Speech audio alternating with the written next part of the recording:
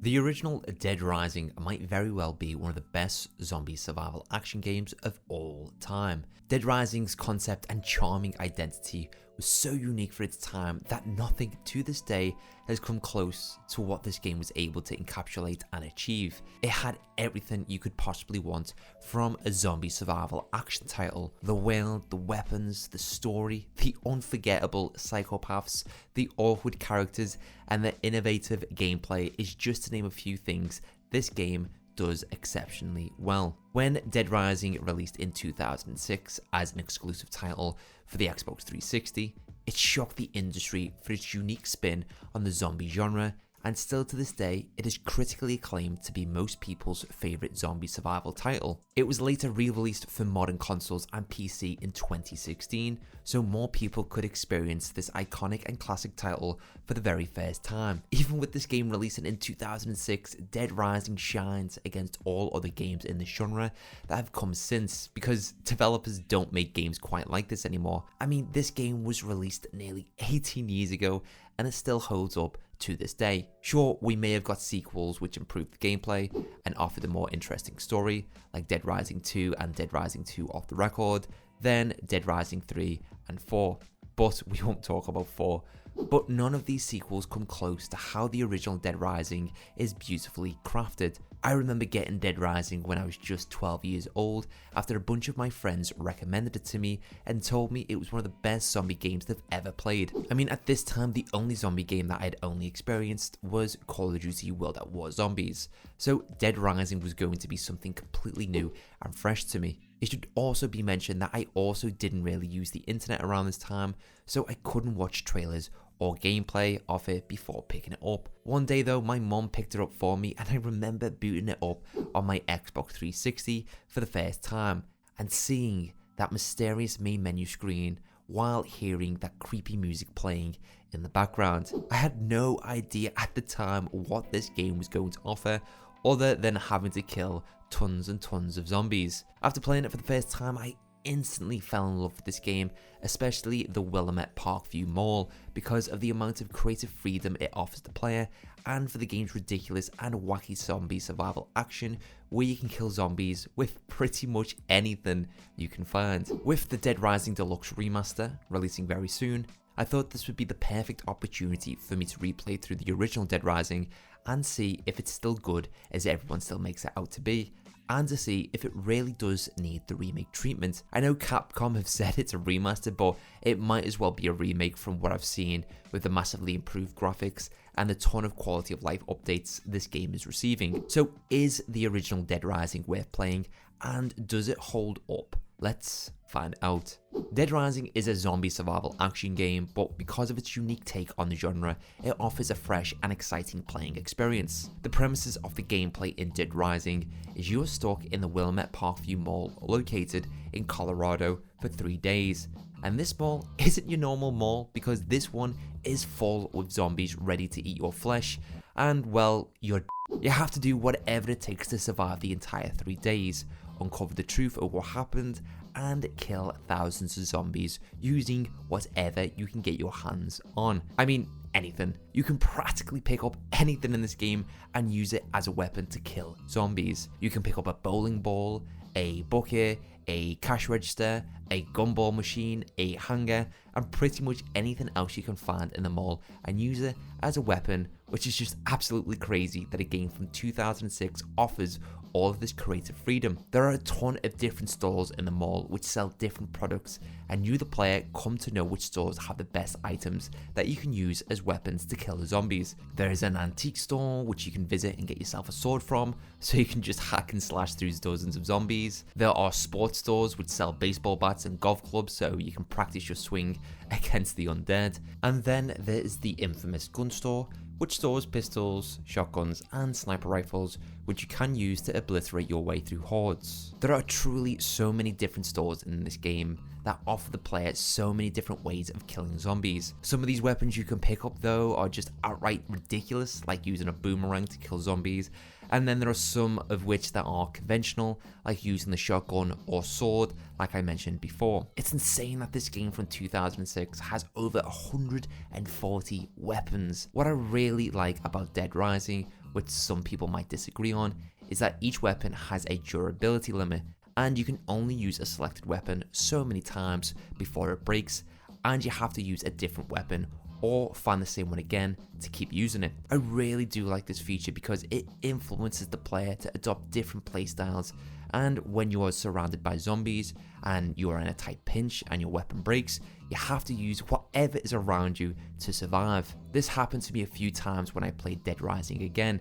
I'd run into a store for something, and the next thing I know, there are zombies flooding through the doors. I had used my good weapons to get rid of the zombies, but they inevitably broke, forcing me to scrounge together whatever was in the store to kill the rest of the undead in order to survive. It really was a fantastic experience. When you're in a pickle too and low on life, you can pick up whatever food is lying around the mall and consume it to regain health. Some foods offer better healing properties than others, so it is always good to try different dishes. P.S. The best food is the orange juice, so always make sure you're carrying one with you at all times, especially during the boss fights. In addition to killing zombies during your stay at the mall, you can visit different clothing stores to change your outfit, which you can wear throughout the game, and it also appears during cutscenes too, which I think is a neat little feature. You can wear dresses, suits, or whatever you fancy. Now, I think I'm getting a bit ahead of myself here, but that is the core basics of the gameplay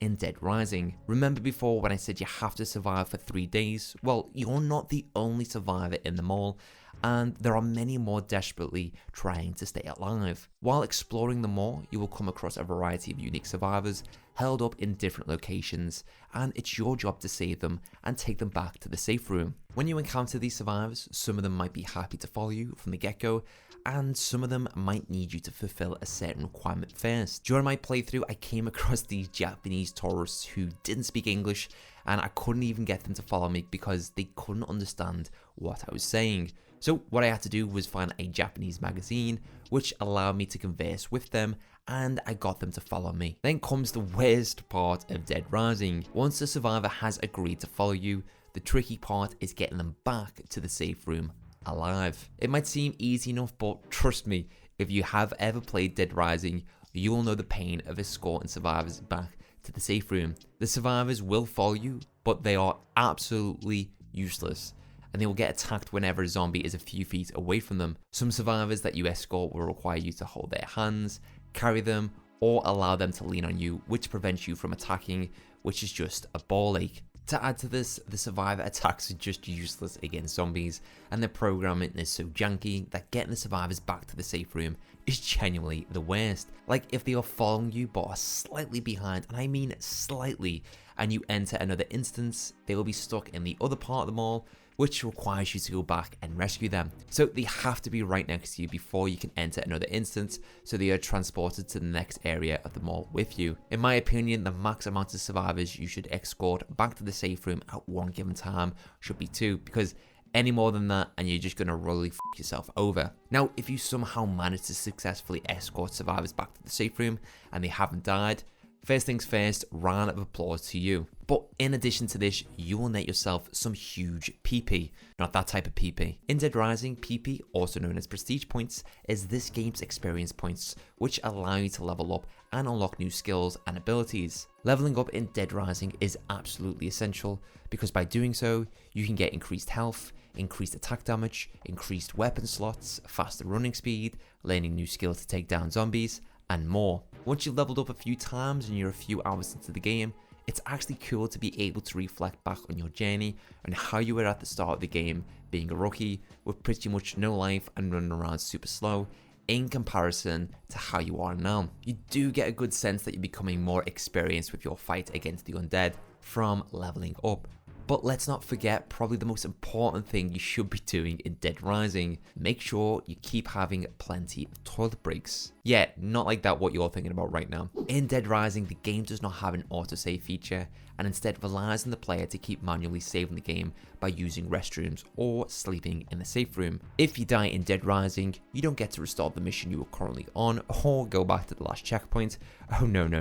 you go back to your last save. So for whatever reason, you become fully immersed in the game and lose track of time and forget to save, and then you get one shot by a zombie. This totally didn't happen to me and I didn't lose 4 hours of progress. Then you will have to reload back to your last save, which could be from 10 minutes ago or 5 hours ago. So as I said before, make sure you are taking plenty of toilet breaks during your stay at the Willamette Parkview Mall, because you wouldn't want to lose a lot of progress. So in Dead Rising, you play as Frank West, an ordinary reporter who has covered wars, and it should be mentioned that Frank is an absolute giga chad and is the ultimate depiction of Sigma. I mean, look at the guy.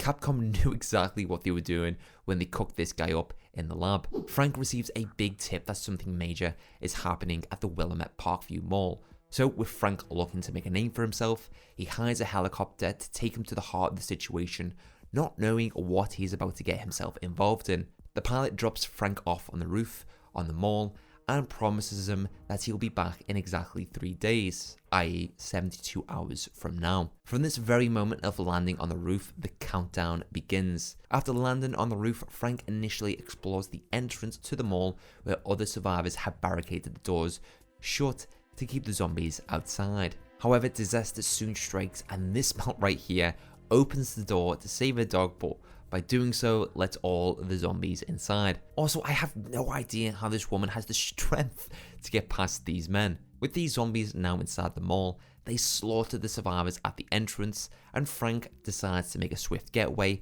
to the safe room where he meets 3 other survivors. Otis, the mall's janitor, who is an absolute dickhead and can right off because he's the biggest twat in this entire mall, and I'll explain why he is very shortly. Then we have Brad and Jessica, who are 2 mysterious characters who seem to be working for a higher power. After Frank meets up with Otis, Brad and Jessica, they form an alliance to uncover the truth as to what caused the zombie outbreak. The story spans over the entire 3 days you are in the mall, and during Frank's investigation, he runs into a lot of craziness which he has to deal with so he can uncover the truth as to what happened here. As you're playing through Dead Rising, the clock is counting down until the helicopter returns and picks Frank up. You can check the time at any given moment by bringing up your watch, and this will tell you your main objectives and side objectives, which all need to be completed by a certain time. So each story mission is at different times of the day and located at various spots across the mall, which you have to head to so you can find out more about what happened here.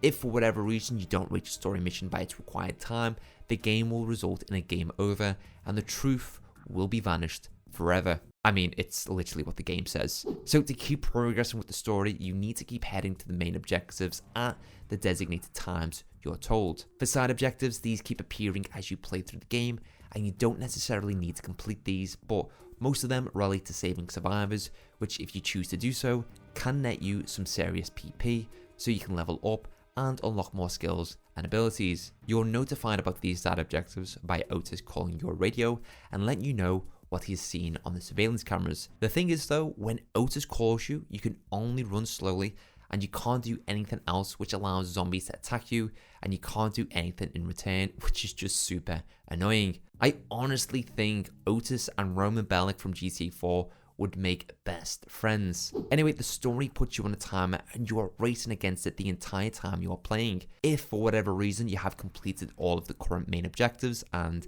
side objectives, you'll have to wait until the next case becomes available at the next time of that day. From what I've seen online, most people dislike this aspect of Dead Rising because you're essentially just waiting around for the next mission, but I didn't really see it as much of a problem, since during these quiet windows, I found it to be a moment of peace for Frank after I was constantly running from one objective to another. I won't be touching on spoilers for those people who want to experience this game for the first time, especially when the remake releases, but I found the story to be good at best. For what Dead Rising is and looks to accomplish, the story ticks all the right boxes and offers a somewhat interesting story. If you're playing it for the first time, don't expect an over-the-top convoluted story with rich and deep meaningful characters.